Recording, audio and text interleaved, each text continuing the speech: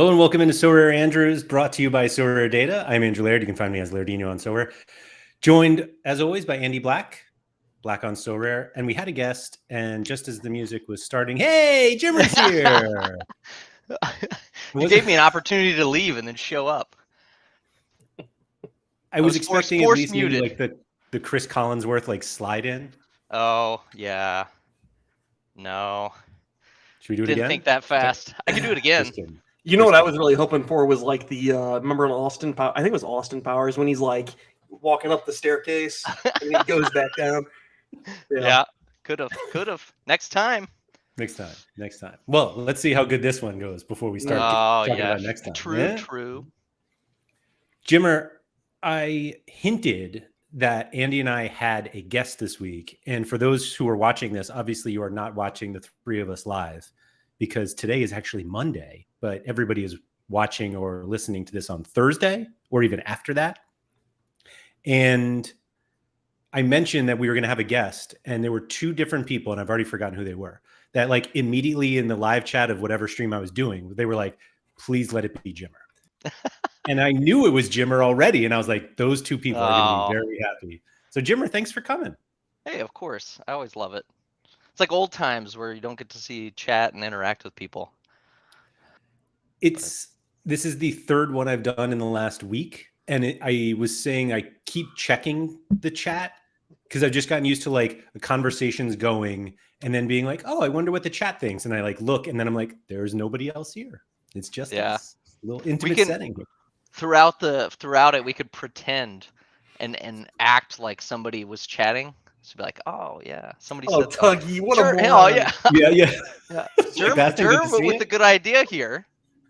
Like surface with the question. Let's Let's see what it is. Yeah, that's fair. We can try that for sure. You were asking me earlier today what the topic was, and I told you guys what the topic was, and you both seemed to think I was kidding, but I was very much not kidding about just what the title of this is. Although I'll admit I had a title for this show, and Andy came up with a better one, the Is Cash King for a successful crypto game, mostly because the expectation is that the Sorare fiat wallet is on its way. I'm sure they'll call it something very cool like the Sorare fiat wallet.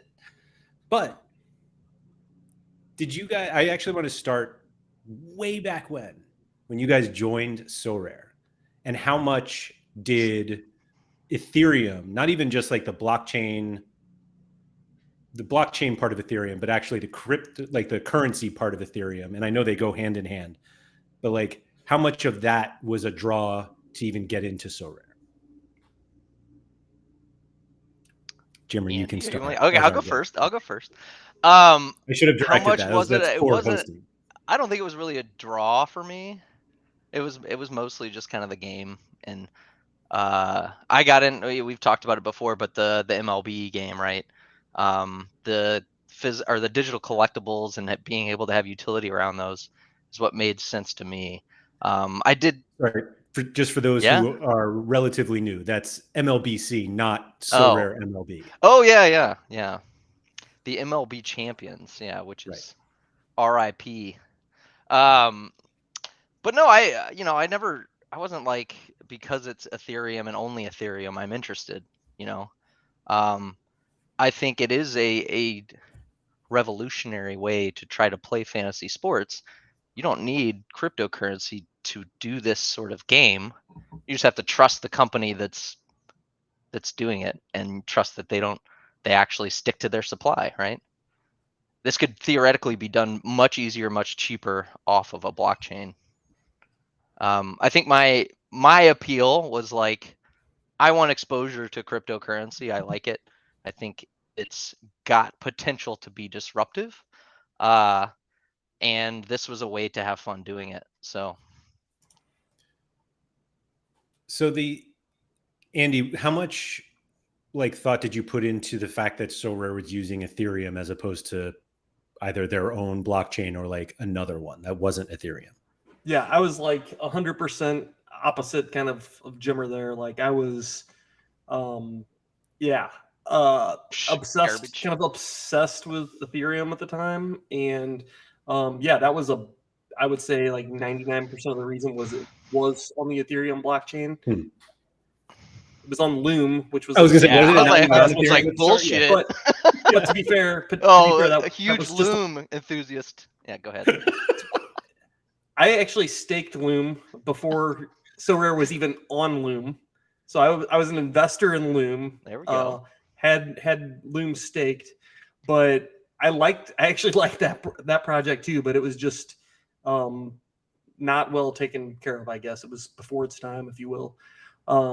But that was a big reason that I got involved with Sorare at all. And I remember just looking at the digital MLBC collectibles at the very beginning, and the only reason I got into that was because it was on the Ethereum blockchain. Like, that's why it drew my interest. That's why it is interesting. And it's funny because the more and more I play Sorare, it's almost like the less and less I care that this game is on the blockchain.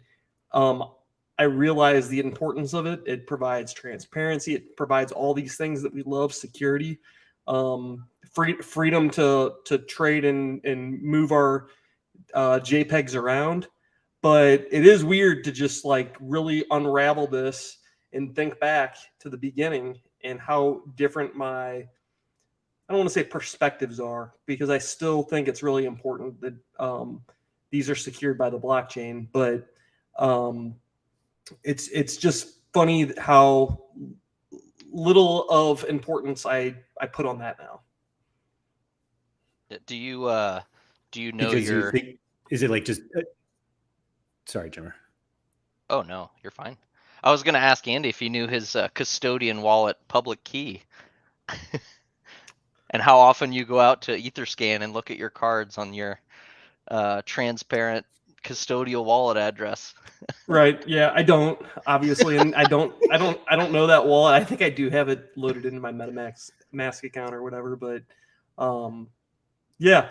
Like I said, it like the longer I've been on the platform, the less I seem to really, I guess I will say, like, really care about the blockchain aspect of the game. Was the only way for you guys to play at the beginning to deposit ETH on the platform? Oh yeah. Yeah. Because I was thinking that Well, I didn't. It took me a long time, like as I was on Sorare and had cards before I actually deposited ETH. Because I would, like, I remember the first time I basically got ETH was I bought a card on a credit card and sold it to Sean because I knew he wanted the card. Like it was one of those, like an early morning. I thought I was doing him a favor, basically. And I actually remember I was so unfamiliar with ETH that he sent me the same amount of ETH that I paid for the card, but like ETH had gone down. So I was like, dude, you gave me like $12 less than what I paid for the card. And he was like, no, but it's ETH. And I'm like, Classic Sean. yeah, one of those. Yeah. Ripping Like, you you just off. paid me $12 less. I'm like, I need my $15. Where's my $20? right. And I was just, and he was like, no, it's the ETH. And I'm like, no, you owe me $12, and Yeah. never paid me that $12, to be honest. But Well, but it just took me a technically, while to get ETH even in like to be familiar with ETH on the platform. yeah. Well, technically, you could early days play in Discord by guessing how many times Mo Salah would show up in tweets and win cards that way. So you didn't need ETH, but yeah, Yeah, I guess so. Yeah, you did. Yeah. I want to take this conversation back all the way back to MLBC, and I hate always let's going go. back to that. But do you remember, Jimmer, when they released, I think it was the 2019 collection, and you could now buy the cards in the draft with credit card, or you could buy the in-game currency with a credit card, and The everyone diamonds.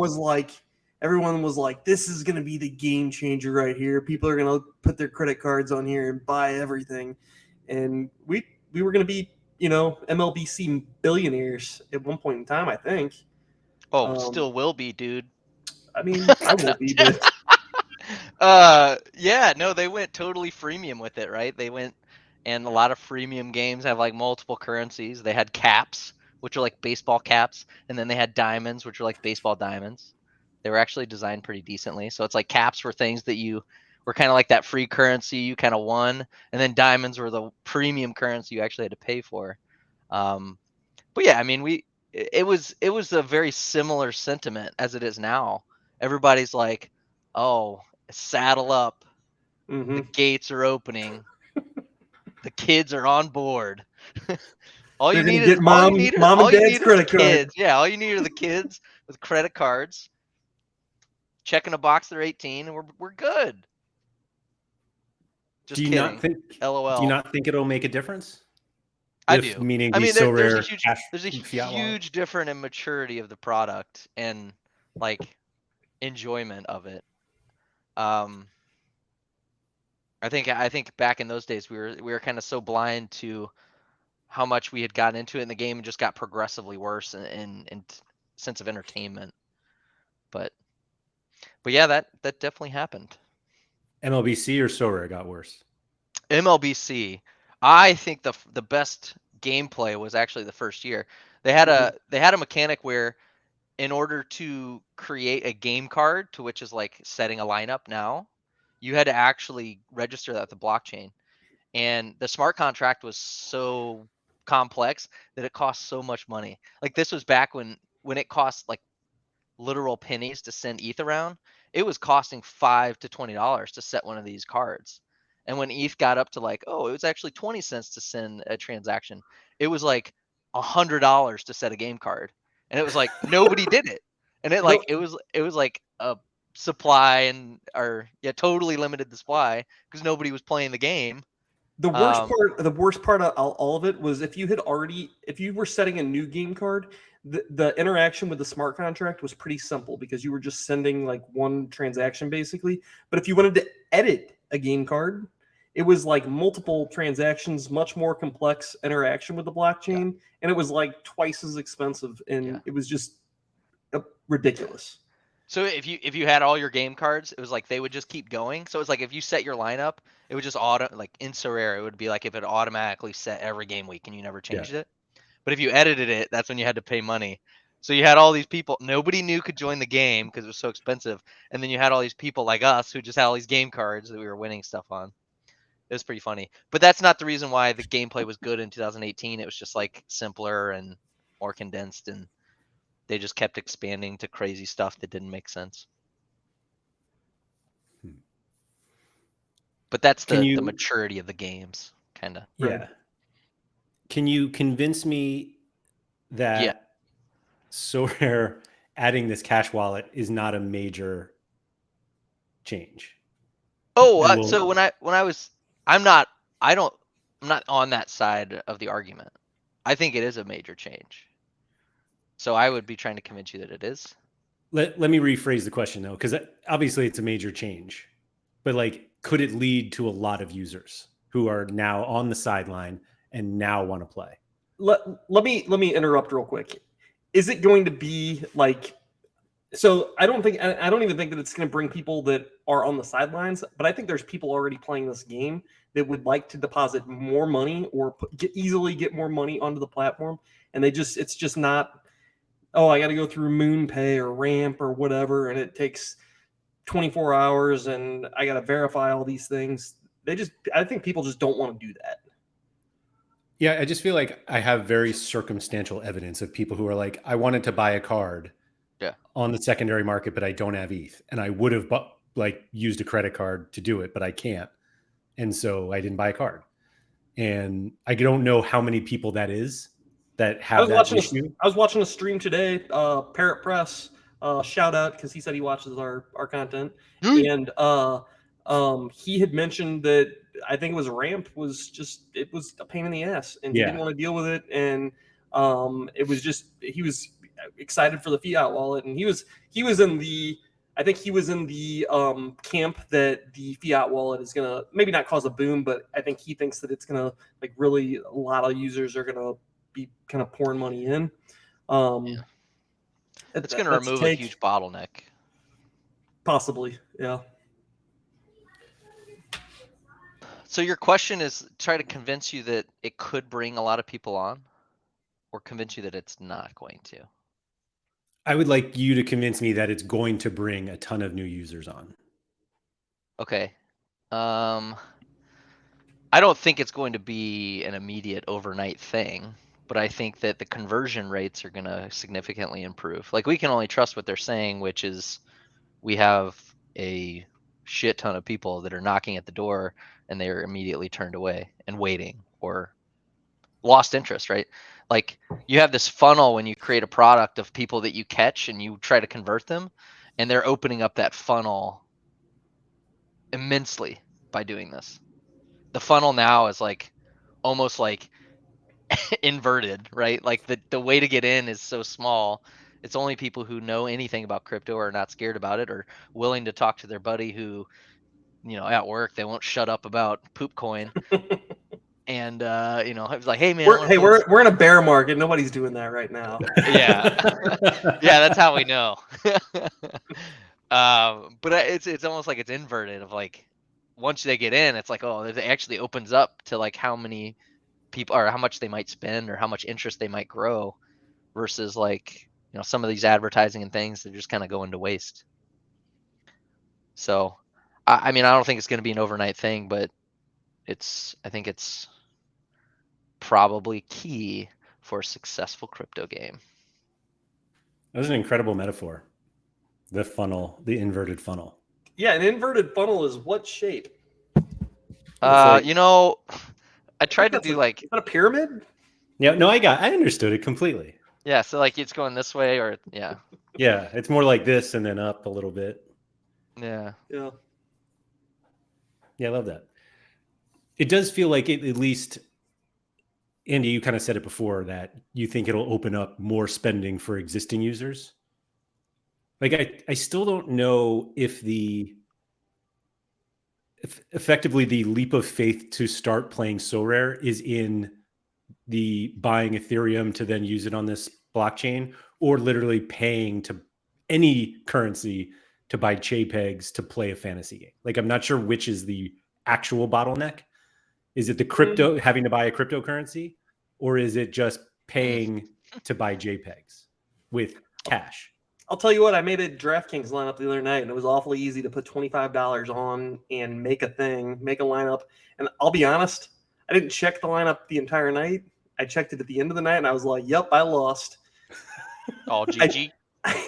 I think I think we forget about like the simplicity. Like, people don't always care that much about like exactly what they're gambling on and all that.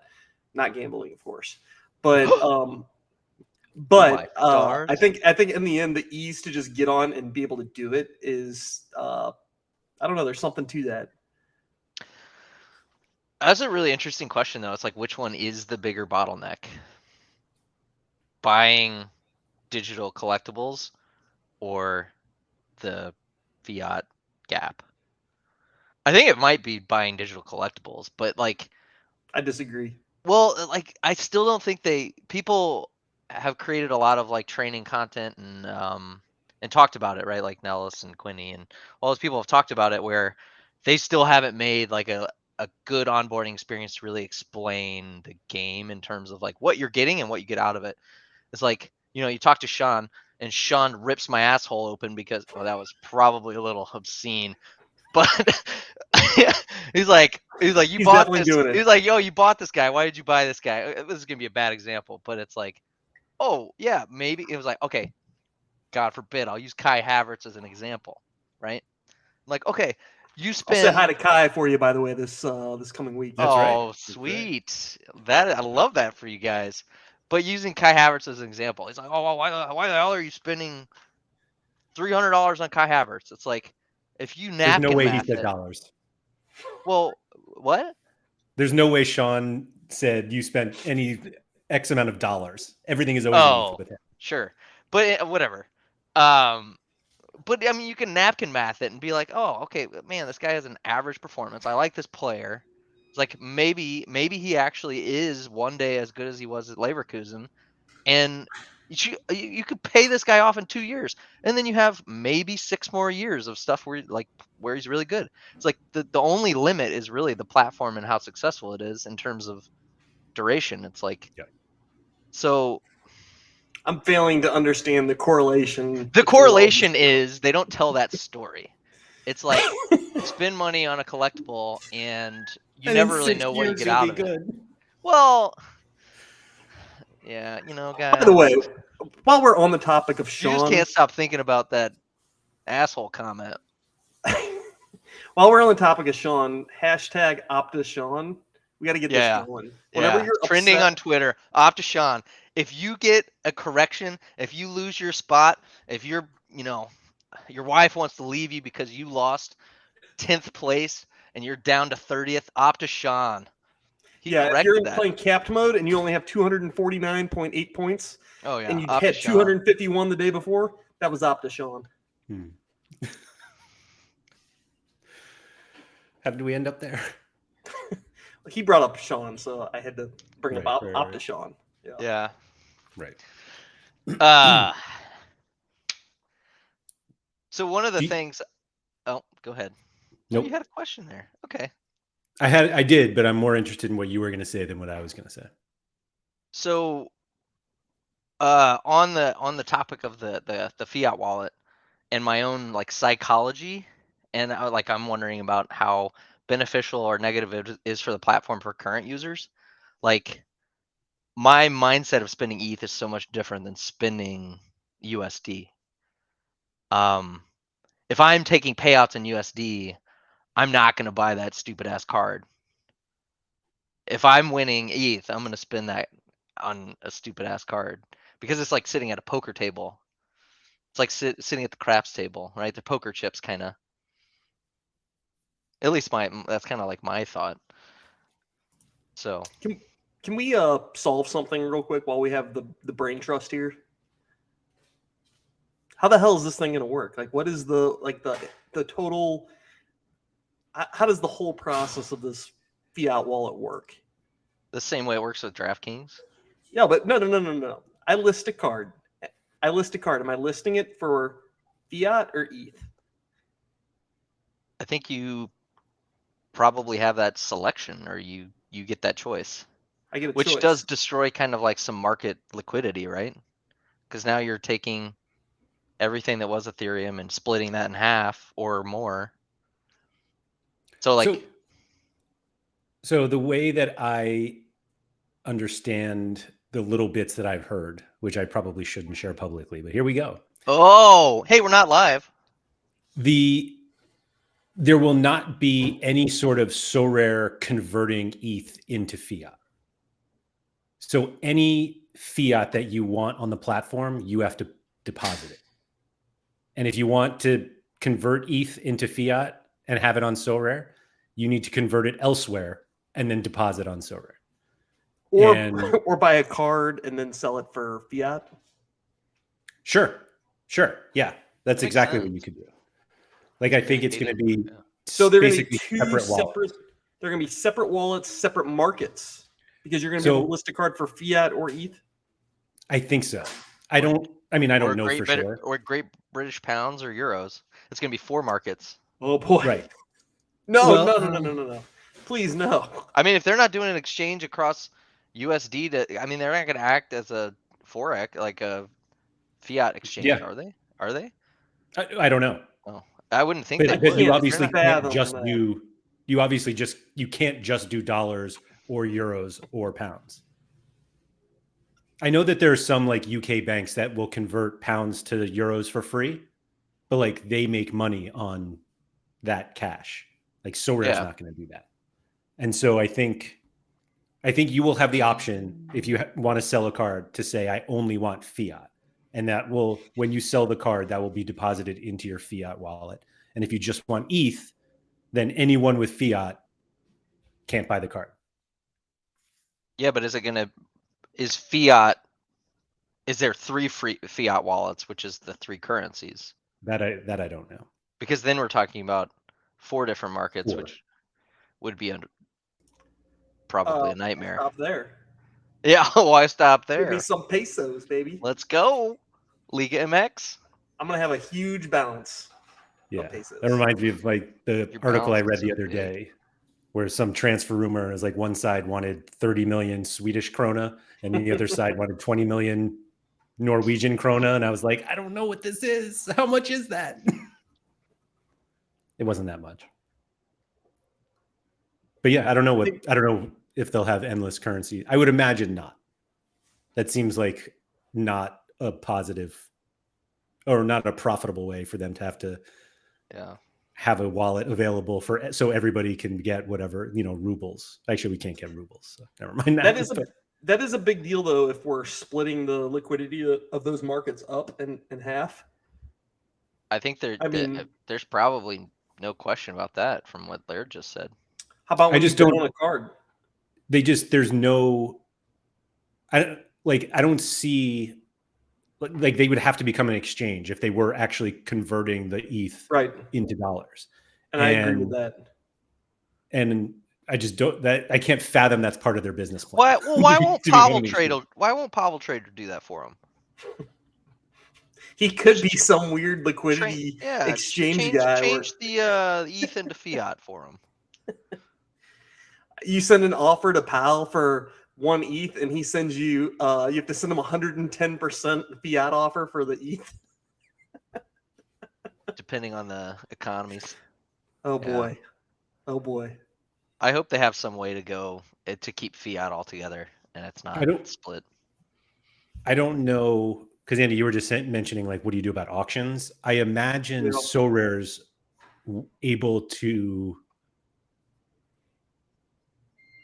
like, we had those situations. Have you guys ever, people like share these random screenshots where like the ETH rate will change during an auction, and like a lower auction bid will actually end up being like the winning bid? Have you ever seen this? On a, like, from USD? Yes. So it's like so the winning bid is lower than the bid before it? Yeah. Right. Because of ETH, yeah. Because of ETH, yeah. So I imagine they will have to decide if auctions are done in fiat or ETH, and that you could bid in either one as long as it's like the equivalent is more than whatever the last bid is. The problem is auctions last multiple days, and the volatility in these markets is like big. So that might create problematic. A really shitty or very opportunistic or very big opportunity for if you're bidding an ETH. Like if you bid and it's like, okay, at that time it takes your USD equivalent, and then ETH tanks, and then you end up, so get a max bid with ETH in early. Since we all know when I don't know, how do max bids work too? Is it gonna dynamically change with the market of ETH? That's an interesting question of how. I guess that's why this all is taking so long, huh? Yeah, I looked at the announcement, and it was 3 months ago. They were gonna share more plans regarding the fiat wallet system over the next 3 months. So it's imminent. Imminent, yeah. Well, I feel like every Thursday, everyone's like, "Oh, it's announcement day," and they're like, "Why do you say that?" And they're like, "Well, it's been 3 months, and it's a Thursday." Well, it is funny to like talk to people though, and everybody's got kind of a different idea in their brain how it all is going to play out and how it's all going to work. And it's like someone's saying, like you'll hear someone talking about it, and you're just like, I don't know that it's going to work like that. It might, but I don't know. I'm not friends with Nicholas, but there's a good chance that's not going to be it.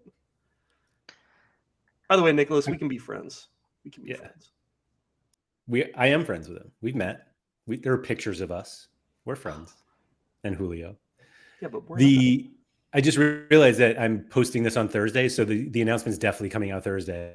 We're talking about all of this stuff that will be completely obsolete after the announcement. It'll just be good comedy for people to listen to. Spot on. Yeah. Yeah, whatever we're saying, it's it couldn't have been any more wrong. Yeah. It's usually, I mean, there's not a whole lot of different ways they can go with it seems, but it's always typically something that you don't really expect. I think the more that we talk about it, I hope that people realize that the whole idea of like, just do a cash wallet is actually much harder than just opening up cash wallets to everybody. Yeah. Would either of you ever sell a card for fiat? Ever? If we get into Maybe- this, okay. Maybe if there was a fire. So in a world where there's two separate markets, fiat and ETH, and it is successful with like marketing, and it gets to where people think it could, we might all have to sell them in USD. There might not be anybody trying to buy or sell an ETH. That's a good point. So if we get to the point, like, do you think that's the goal? That this crypto game is run fully on fiat? It's not run on fiat. It's still on the blockchain, secured by the blockchain. It's held on the blockchain. That is the most. No, that's the most important aspect of things. But if the transactions are done in fiat, so be it. So, like, technically, literally and figuratively, that's the most important part, that it's on the blockchain. But like I said, that's why I'm here. So, but I'm just saying, like, in reality, I think they want to not have anybody ever think about the blockchain. Yeah, and that's fine. The technology can be a beautiful thing in the background. It doesn't have to be front and center. And right now it's still kind of front and center because you're dealing with the challenges of the blockchain. And it's still a new technology that's not fully developed. And I think what we're seeing here is the development of that technology and us navigating different challenges that they have. And they're trying to scale this business up to be something big, and the blockchain's not ready yet. So that's why we're introducing a lot of different things here, like, you know, what they've done with Starkware and side chains and stuff like that. So why is it the most important thing? Why is it? Yeah. Why I mean, why can't a company just have cards in a database that's they centralized? could, they totally could. And what if they make the decision next year that, you know, that they're going to do something with your cards? Oh, we're actually going to do a mass reset this year. Good And luck. I mean, they'll just move all your cards to a new wallet right now. You can't do anything about it. yeah, I mean, sure, but they've already Don't tell them. not that, but I mean, like, Well, so you had the Ronaldo issue, and they didn't touch that. So I don't disagree with you, but the only value that I see is like this, like, super, like, future state where digital collectibles are like this metaverse world, right? Where the company dies and I want them on the blockchain because I can do whatever I want, my cards, and I get to keep them and blah blah blah. It's like, if you don't trust the company, well, I don't know what you're doing here anyway. Right. So until that world comes true, where your Sorare cards or something that are valuable in some other experience that Sorare has no control over, that's the only real reason why. So I'll Ethereum based. I'll agree with you, Jimmer, but I'll disagree a little bit. Like, so we have, let's say they're not even dead, but let's say there's other really cool similar JPEG games out there. Like, I know Gods Unchained kind of fizzled out or whatever, but what if there's a world where you can take your, you know, super rare Yuma Abata and trade him for something really cool in another, either game or, you know, I don't know, like another. Well, that exists today, right? Sure, yeah. And I think that is important, right? Like, you can extract your cards to your own wallet, you can take them off to OpenSea, and you can do whatever you want with them.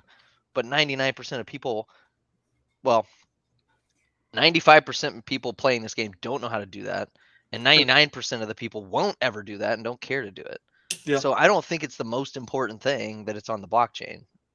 I'm gonna keep fighting you on this, because I think that, like, full custody will happen someday. I think that that's something that they will that will get there, and I would love to have, like, full custody of my cards. They're in my wallet. Yeah. I can do whatever I please with them. And I mean, like, theoretically you could, but, like, it would be really cool if I could connect my wallet with my card in it and be able to interact with the game. Yeah.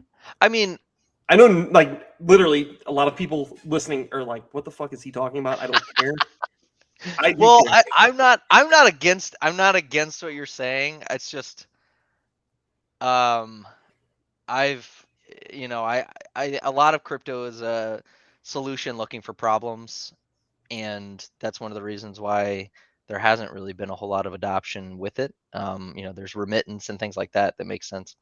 Um, Do you think but Sorare was a solution looking for a problem?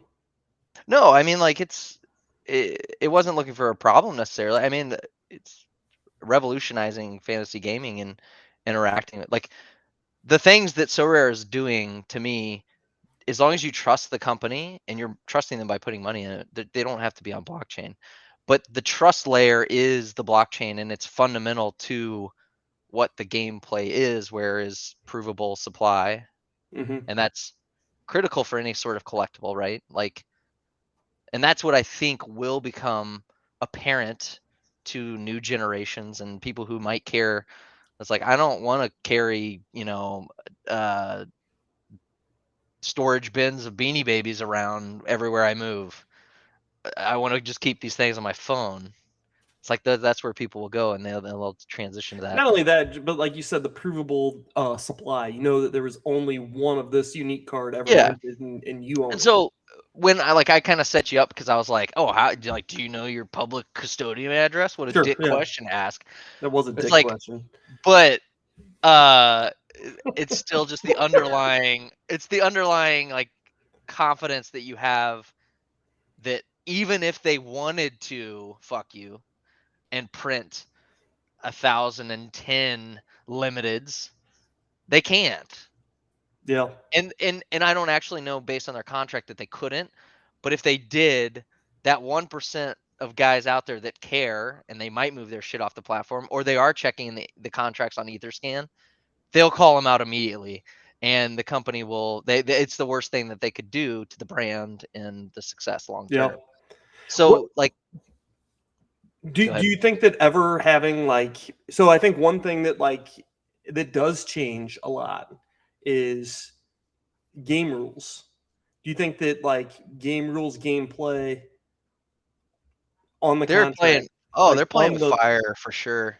I mean, they have to be able to take feedback. They have to be able to innovate and change their solution based on what like gameplay, scoring rules, all this stuff. If they built that into the contract, this thing would have died 2 years ago, right? yeah. It would have, right? They have to be able to do that. But when you have people putting buckets of money in this thing, they're playing with fire for sure. It's very delicate situation anytime they change anything. I mean, And I think there's a they've beauty navigated it there. pretty well. There's a beauty there of having game rules and like all of that on the blockchain because you know that those things can't be changed. The game, this is what the game is. But then, like you said, you're totally stifling innovation and change. And Yeah. And we've gone down a dark path of like, are we on topic right now? I don't know. I think so. I think so. It's Talking about about a how successful important crypto game. Ethereum is Sorry. for the platform Yeah. and how Cash King is gonna fuck us all. King Games, that's like Candy Crush, right? Candy Crush is coming to town. No. Download your Sorare app now. Go get your mommy's credit card and download your server and By the pick way, up a pack of Joe Camels. that is exactly what happened with MLBC. Like the last year, they released like a Candy Crush-esque app that was like, oh yeah, it's a tower, and you put your MLB players in it, and you Nothing to do train with them, baseball. and The last version of it had nothing to do with baseball. It was just simulating bullshit. It could have been, there was a disco dance floor it where could have you been put your players. training, animals in a zoo and see how lucky you are to get your zebra to a level 10. And it's the same game. But really, it was Paul Goldschmidt. Oh, Goldie came out. Yeah, yeah. Can you go back to what you were saying about the game rules? No. Like it sounded like you said something about the game rules being on the blockchain.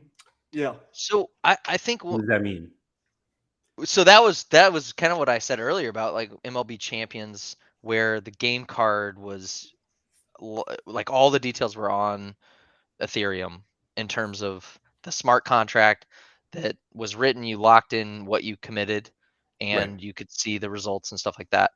But to your point, I mean, Andy, I think that stuff would be cool. That's ideal state, but Ethereum is nowhere near scalable to handle that. You're asking for a huge risk on Sorare to build something like that. Sure. But I think Andy's point is like, you can, if you build in the game rules into a smart contract, and you can have confidence in investing this because it won't change.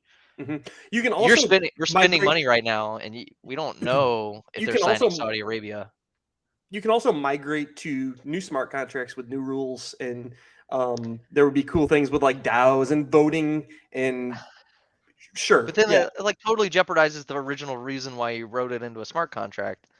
Sort of. I mean, in a way, but you also don't want to stifle innovation. And you see it in like the Ethereum core groups, like they'll vote on changes and stuff, and there's ways to like vote on which direction the blockchain moves. I think it always goes one way. Pretty much, yeah. It's just one block after the other. Sure. What if they want to go left? They can't. It's just straight. It's one way. You can't go backwards. It's just you can one go way. left, but you might be the only one going left. True. You gotta have some consensus. Okay. I wasn't expecting a deep blockchain conversation about cash when we were supposed to talk about cash. Hey, cash is going to be digital currency anyway soon enough, so it doesn't. Get your Federal Reserve bucks. So that's ultimately that's where crypto is really going to be. It's going to seize though. I think. Hey, it's all. I mean, the majority of money now is just a record in a database, centralized database, and I mean, you heard Elon Musk talk about it. He bought he owns PayPal, or part of PayPal, and the system, the banking systems. I know I've worked in corporations, and the amount of legacy systems that they just cannot replace based on the risk is crazy. And these are systems that are not dealing with finance and money. All the banking systems are like on Fortran, and they cannot update them because they're just totally, they're going to be in jeopardy, right? It's like any new thing you build is too big of a risk to it's too big of a risk. Them. And the next step is some sort of this technology that's owned and managed by the government. USDC coins. The C stands for coins, I think. What does C stand for? Maybe currency? USDC? Digital currency? The company that created them is Circle, so it might have something to do with Circle. Yeah. Oh, it is coin. Let's go. Or coin. USD coin. Stable coin pegged to the American dollar. Yeehaw! Usually pegged. Usually? Oh, that's a stable coin. Usually pegged to the American dollar. Yeehaw! I believe they have a euro coin too. Circle. Is that one usually pegged? Or always? That one always has been. Can I use that? Is this going to be the pegging bundle? Going back to the bundle. No. I think this is where you come out with one of those just phenomenal questions, Laird. Me? No. Oh. Well, I had one. Steer us right. I had one. Correct. Lane correct. One question, and then I've already forgotten it. But I was thinking to myself now that I'm going to end up funding my Sorare fiat wallet the same way I funded my current ETH wallet. That I'm going to have to sell a card and just be like, yes, I will take fiat, and I don't actually picture myself depositing fiat onto Sorare in order to play the game, because I have the exact same thing as you, Jimmer, that I cannot remember the last time I bought a card and thought how much it cost in fiat. I always figure out how much it costs after I have spent the ETH. I'm like, oh, that was $84. Huh. about that? To be fair, that's because you never spent that fiat. That's because you sold all your limiteds. Because whenever I was dealing with limiteds, I was like, "Oh, that's $12." Oh, I love limiteds.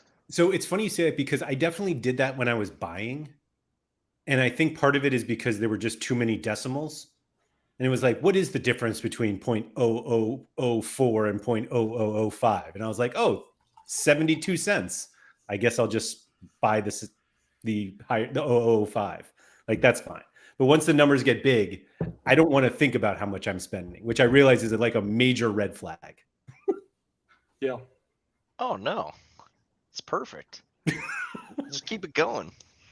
That is one thing of talking about how like, oh, okay, if the USD or whatever fiat market takes like total control of the liquidity and you end up having to do that, all of the old users, I think it's one of the problems in terms of scalability. It's right. Like I don't think it's so much anymore, right? Like we're gotten to a point where you can't see cards going like absolutely wild, but like it kind of makes sense where they're at. Maybe they go up a little bit. But if you're taking USD and you're selling a card for USD, I'm not spending it, right? I'm taking it out. I'm not gonna pump it back in the platform. And that's a lot about like I think where we've been today, right? When you had 1,000 people playing, people were winning thresholds, and people were going to the market and buying cards with their threshold money. And people from their selling cards, they're getting more addicted to the game because they sold their card. Overnight, I'm gonna go buy this Addicted? guy Is one. that the word?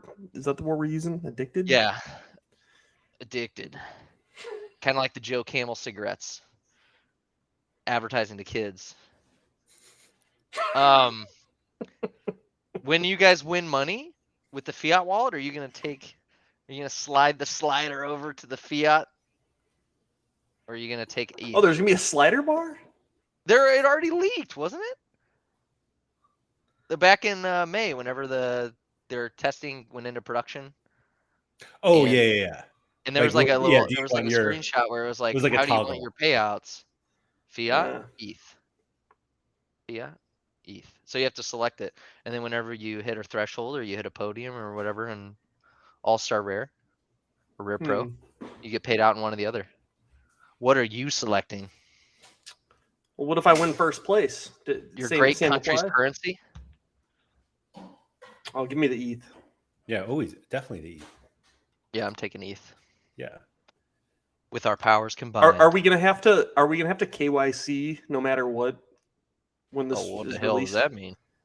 No, I'm just kidding. I know. So I think I would assume yes. You're connecting to your bank. Well, but do you think they make the fiat wallet mandatory? Right. Like, what if you're like, I'm willing to just not sell cards for fiat? Like all the people who want to buy my cards for all this fiat, and I'm like, no, I just don't want it. I just want ETH. Can you? I don't know if you. I don't know. That's interesting. They might have to. I would when assume you say they might have to. What do you mean they? Like they might have to force everyone on the platform. Maybe not, but they might have to force everybody on the platform to KYC and have a fiat wallet.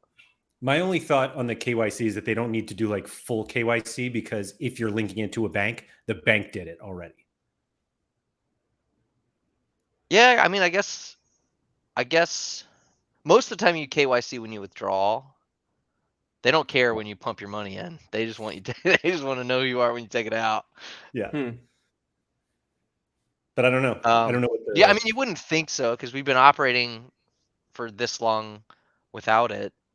But I think to some extent, if you're going the fiat wallet route, probably. I think if there's any question on like whether there could be issues or there could be problems, now's like not now, but when they introduce this, that'll be the time just to like pull the ripcord, whatever, and just go full KYC. That's why I was kind of thinking it's like they might have to. They might not even have to, but it could just be like a good excuse to do it. Yeah. Simplicity and risk mitigation on legal stuff. Right. Get out your tax forms, boys. I don't even want to know what that would look like or sound like or So Rare Data starting doing tax reporting. Andrew Laird, tax Sam. accountant and specialist No. and Yeah. content. Yeah, I lead used to be the content. content lead at Sorare Data. Now I'm the tax lead. Laird, what did you do before you got into like sports stuff? Oh, let's go. It was not tax stuff, but I was. Yeah, Yeah, it wasn't. you're a tax money stuff. guy, right? You're a money Yeah, guy. I worked in finance. Yeah. All right, so you can be the Wow. tax guy too. No, I didn't do accounting. I did finance. Very different. Fair enough. Very different. I forget what my other question was. Hold on. All of that threw me off.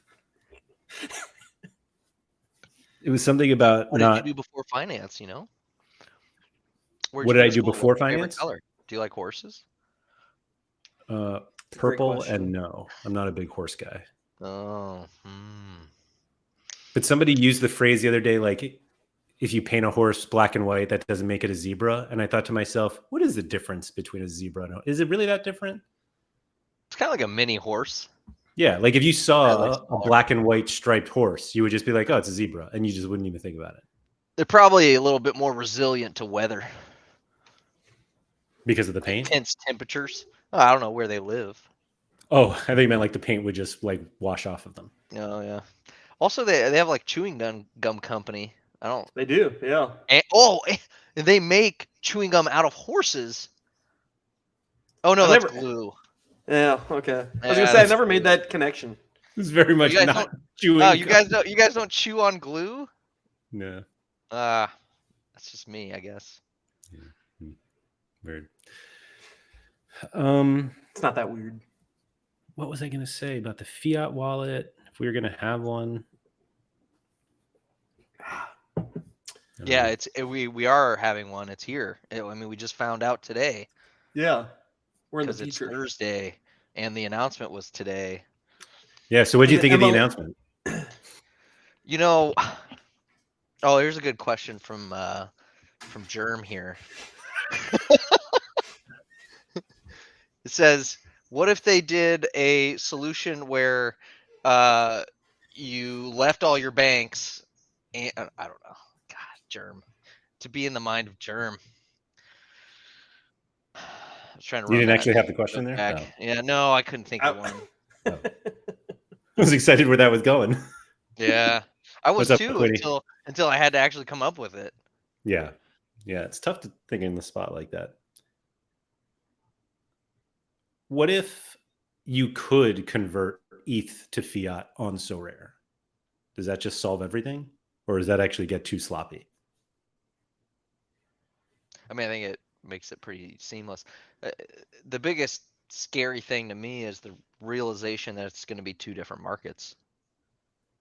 And I think if it succeeds to the level where people think it's going to, and the reason why they're doing it, I think people who are gung-ho ETH and never fiat are going to be in for a harsh reality in terms of market liquidity. So I finally remember what I was going to say before. My God, I can't believe it's been 20 minutes. It was the horse question, wasn't it? Had nothing to do with horses. You broke his brain. It was back to what we were talking about, how we don't think about spending ETH on the platform as like spending money on the platform.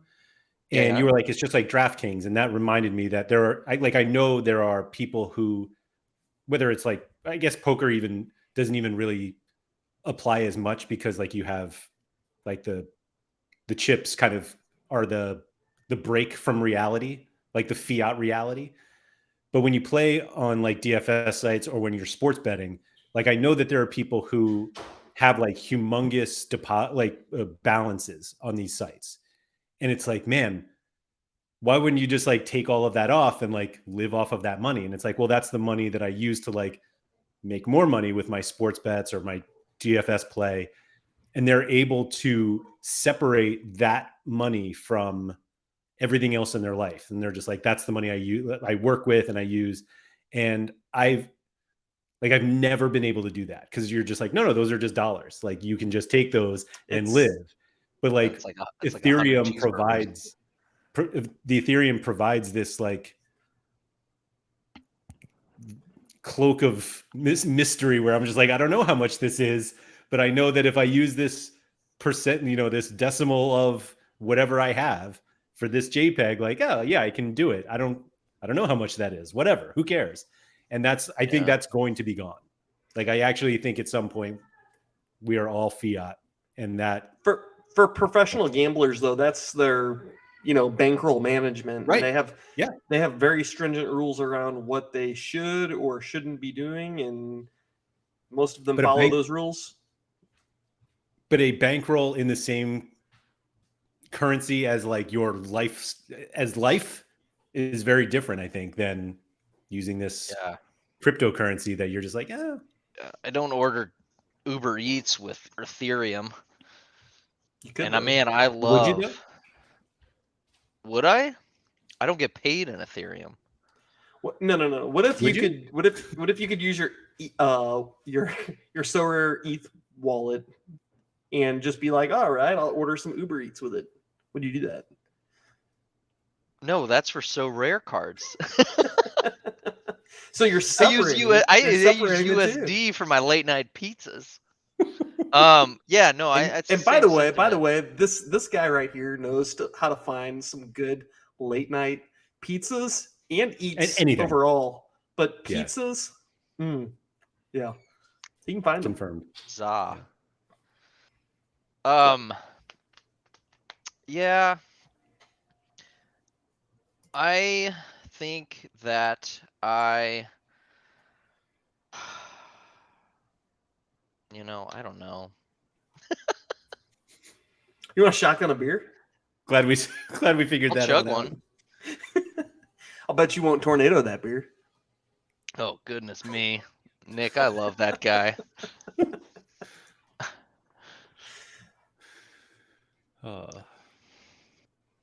So do we solve this cash is king? Is that what we're saying? I think so. That's going to be the new dominant market on the platform. How long do you think it takes before? I think everybody should want that. I think if people want Sorare to grow to where they think it should or can, like, and I think my metric for Sorare getting to where it should be is they have enough people to maintain some sort of consistent price for cards when they mint the full supply every season of what the supply numbers are, because they still don't. And I think this allows them to get there potentially. Maybe. Like, do you guys see a path without the next, which I guess cyclically happens, but then without the next crypto boom? Like, Sorare probably, if they don't do this, they're in a pretty decent position in the next crypto boom where the guy at work is talking about poop coins. Like, they're probably in an okay position. But without do you think the crypto market matters at all in 6 months? Oh yeah. No. Oh, Sorare. Okay. Does it matter in 6 months after the fiat wallet? Yeah. There's going to be a small percentage of people that think like me, which is I want to be exposed to cryptocurrency, and why not do it in a fun way? With your fiat wallet? No, I mean, if there's a legitimate option and enough liquidity on the market to do Ethereum, then you can do it that way. But I mean, it's just like thresholds, right? Like, thresholds are a huge incentive for the platform in terms of like napkin math. Does this make sense? Should I put money into this? You can actually, like, I buy these 5 guys, you probably need 10 guys, but if I hold them for 3 years and they have average performances, I make my money back plus the whatever. Sure. And if that threshold is coming back in Ethereum and you have the discipline to say, whatever I win, I'm going to keep that, and that's my exposure. I know most of my friends play that way, right? They know about cryptocurrency, they want some exposure to it, and this is a way to earn it, knowing about sports or whatever else. Do you think that there's a realistic outcome where they effectively remove ETH from the platform and everything is paid out in fiat, but they have some sort of like reverse ramp MoonPay where you are paid out all of your reward winnings and any cash winnings that you win in fiat, but they have like an easy third party to convert that to ETH. I don't think so. So they're like, so effectively like you can't use Zimmer's like, Sorare. nope, I don't think so. Nope. No. It was more just like eliminating the ability to win ETH on Sorare, but making an easy way for you to use the fiat that you win to turn it into ETH. I don't know why they would bother with that part. The last part, like they could do everything up to that part that you just said, but why do the last part? Just because there are people on the platform who want ETH. So they want to go register with the Security and Exchange Committee to be basically an exchange, right? No, they wouldn't. They wouldn't do it. They would have a deal with Binance or Coinbase, and it's like just have your threshold shipped right to them, and they'll convert it into ETH. I mean, they could just force all the payouts in fiat, and right. That's what I mean. That's all they have to do. No, but it would make it no. But Laird is saying that they'll like. I agree that could definitely be something that they do. Just everything is going to be fiat. Like all rewards, any monetary rewards would be fiat. But he's saying that they might, or they could, do some kind of thing where like they allow you to exchange it for ETH at some point. And I just don't see what the upside for them is. Yeah, I mean, it just make people do that themselves on an exchange or something like that. But I mean, if they were going to navigate away from Ethereum as like a core currency, I don't know that they ever would have created the game on cryptocurrency in the first place. There's nothing stopping a company from doing this. Yeah, but without cryptocurrency. But I feel like you can make the argument that the expectation when they started the company and over the last 5 years, they thought cryptocurrency would be more mainstream, and it's not. And so like, hey, let's just go to a fiat database. Does anything really change other than for Andy? Yeah, but if they thought that originally, they would still think that, I would imagine. Like maybe not by now, but like, okay, in the next 5 years, we think it's going to be where it was going to be now. So we're not going to remove how big we think cryptocurrency will be. I don't know. But what if they just don't think it will be as important? I mean, I guess they could change their mind there, yeah.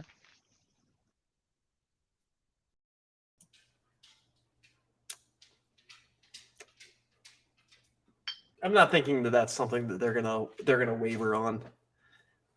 But you know what? Like I said, I'm not friends with Nicholas. I don't know his inner beliefs. But yeah. Nicholas, if you want to reach out to me, you're always welcome to reach out. We could be pals.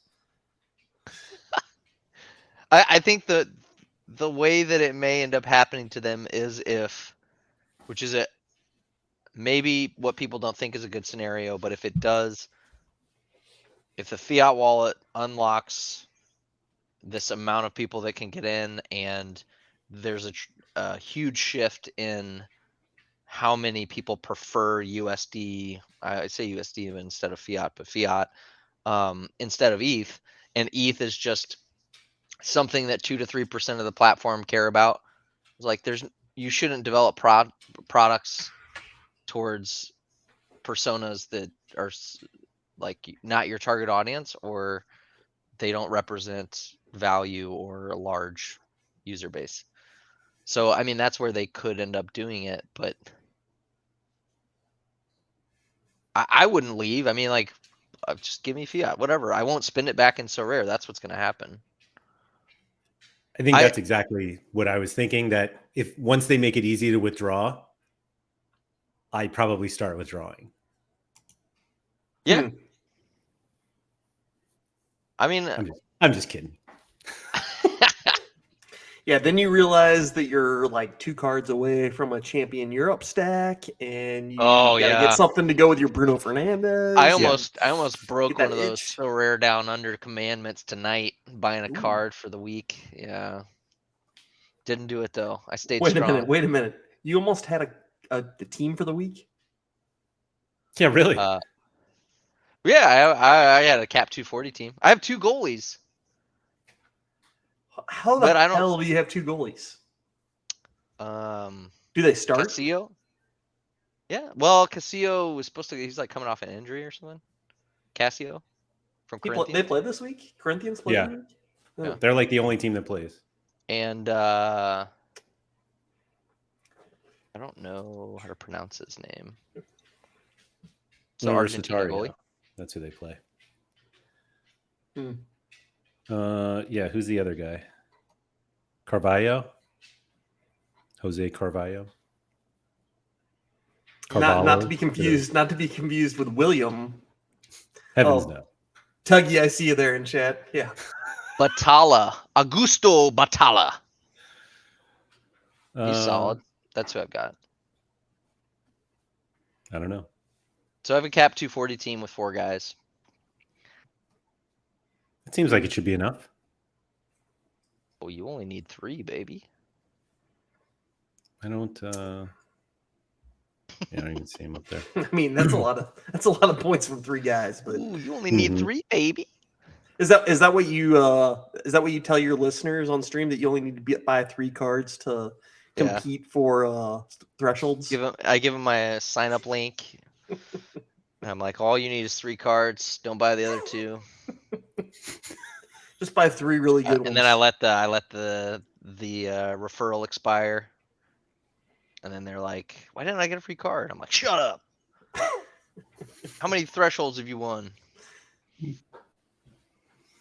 None. Well, you need to spend more. Yeah. Buy better players. You need to pick your better 3 players. Yeah. Thanks everybody for joining us. Just remember to like and subscribe, all that good stuff. So yeah, it's Thursday. Congrats to Sorare on their cash wallet if they actually came out with it, and if not, oh, Andy's got something. Andy, I do. Yes. I want to congratulate Arsenal for winning the MLS All-Star Game 6-3. It was quite a competitive game, but yeah, I mean they came but out. Sometimes you just can't stop Kai Havertz. Exactly. He had the hat trick and everything. So Oh my He was god. incredible. what are you gonna do? What are you gonna do? Jimmer, That's all I got. I was watching a different game. I saw Arsenal winning that game 3-1. So we must have seen different games. Was that halftime? Did you watch the second half? Oh, I might not have. I'm pretty sure it was full time, but I don't know. I'm quite We had a lot sleepy of these drinking. days. We were Quite drinking a lot. sleepy. Yeah. Quite The highlight for sleepy. me was Lose the my Messi goal. thoughts. Lose my thoughts. Quite sleepy. You know, all of the above.